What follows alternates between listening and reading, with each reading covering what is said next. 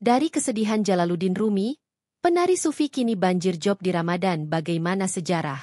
Tangannya mendekap di dada, kepalanya menunduk ke bawah, jubah putihnya mengepak seiring dengan gerakannya yang memutar mengikuti alunan musik. Penampilan tari sufi ini turut meramaikan momen bulan Ramadan setiap harinya menjelang waktu buka puasa. Momen Ramadan menjadi berkah bagi penari-penari sufi, termasuk yang berada di Surabaya.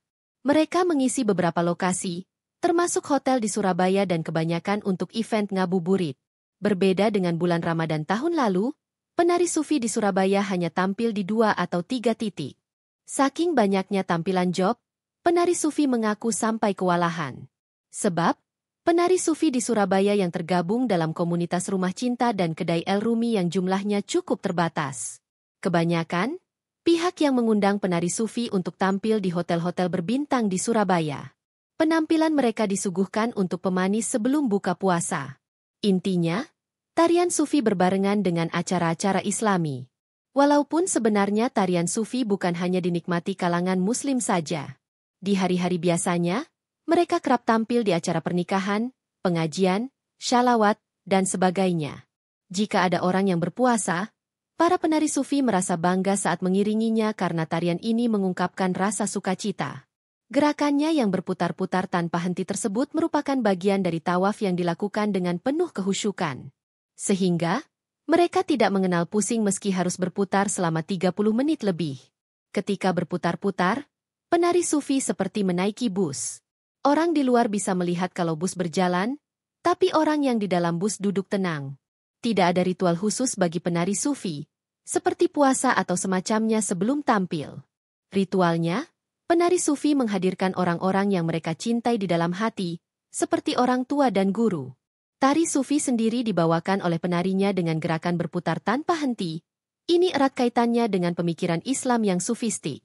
Walaupun begitu, gerakan berputar ini memiliki makna dan filosofi tersendiri ketika membawakannya. Tari sufi juga dianggap bagian proses meditasi yang kental dengan nuansa tasawuf. Hal ini jugalah yang menjadi salah satu faktor kepan penari sufi kuat berputar berjam-jam lamanya, tanpa merasakan pusing kepala. Bahkan, tarian ini juga dimainkan oleh orang-orang dari berbagai negara, karena manfaat yang dimilikinya. Tari sufi erat kaitannya dengan buah pikiran Jalaluddin Rumi, yang merupakan seorang penyair Persia. Gerakan berputar-putar yang ditampilkan Jalaluddin Rumi bukanlah sebuah tindakan tanpa makna. Sebab, dalam gerakan berputar-putar tersebut mengandung filosofi untuk menemukan tujuan yang hakiki dalam sebuah kehidupan. Para penari sufi yang bergerak memutar diibaratkan sebagai bulan, sedangkan pimpinan tari yang ada di tengahnya sebagai matahari. Seni tari ini ditampilkan pertama kali di abad ke-13 Masehi, di daerah Anatolia, Turki.